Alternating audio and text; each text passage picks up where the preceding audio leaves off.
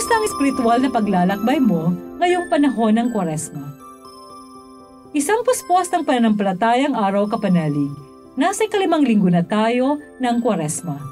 Ang panghuling linggo bago ang pasyon ng Panginoong Hesukristo. Matutunghayan natin ang mga kaganapan sa mga huling araw ng buhay ni Kristo na humantong sa kanyang pag-aalay ng buhay sa krus ng Kalbaryo.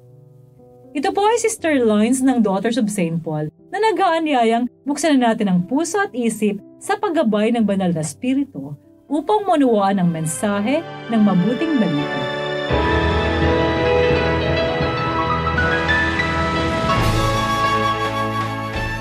May ilan sa mga Griyegong umahon upang sumamba sa piyesta, kaya lumapit sila kay Felipe na taga Bethsaida ng Galilea at tinanong nila siya, Ginoo, gusto naming makita si Jesus. Umalis si Felipe at kinausap si Andres. Lumapit sina Andres at Felipe at kinausap si Jesus. Sinabi naman ni Jesus sa kanila, Dumating na ang oras upang luwalhatiin ang anak ng tao. Talagang sinasabi ko sa inyo, nananatiling nag-iisa ang butil ng trigo kung hindi ito mamamatay pagkahulog sa lupa. Ngunit kung mamatay man ito, maraming bunga ang idinudulot nito. Ngayon, nababagabag ang kaluluwa ko. Sasabihin ko bang, Ama, iligtas mo ako mula sa hatid ng oras na ito. Ngunit dahil dito kaya ako dumating sa oras na ito. Ama, luwalhatiin mo ang iyong ngalan. Kaya may tinig na nagmula sa langit. Niluwalhati ko at muli kong luluwalhatiin. Kaya pagkarinig ng mga tao, sinabi nila, Kumulog! Sinabi naman ng iba, Nangusap sa kanya ang isang anghel.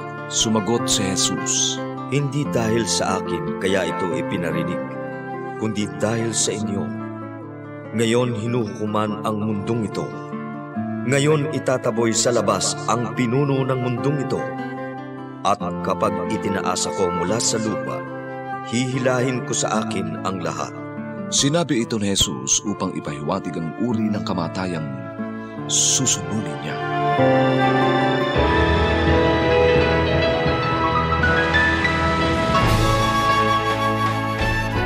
Ang ating mabuting balita ngayon ay bahagi ng mga pangyayari sa buhay ni Jesus bago siya hulihin, hatulan, at mamatay. Kanyang ipinahayag, dumating na ang oras upang luwalhatiin ang anak ng tao. Pakatandaan ninyo hanggat hindi nahuhulog sa lupa ang butil ng trigo at mamatay, mananatili itong nag-iisa, pero kung ito'y mamatay, mamumunga ito ng sagana. Ginamit ni Jesus ang imahe ng isang butil ng trigo na nananatiling nag-iisa kung hindi ito mahulog sa lupa at mamatay.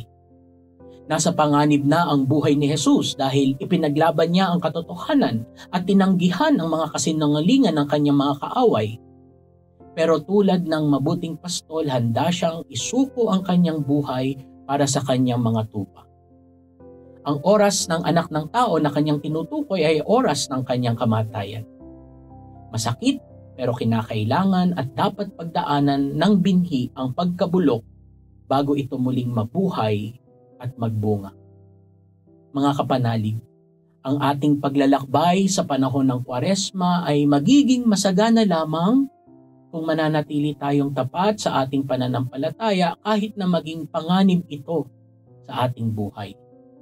Kadalasan kasama dito ang pagkamatay sa ating mga personal na kagustuhan, kasarinlan, pagtindig para sa katotohanan at ang paghahandog ng sarili para sa iba. Samahan natin ang ating Panginoon sa Kalbaryo, mamatay tayo sa ating mga sarili upang tulad ni Jesus, tayo rin ay maging mabunga. Mga kapanalig, support Pauline's online ministry.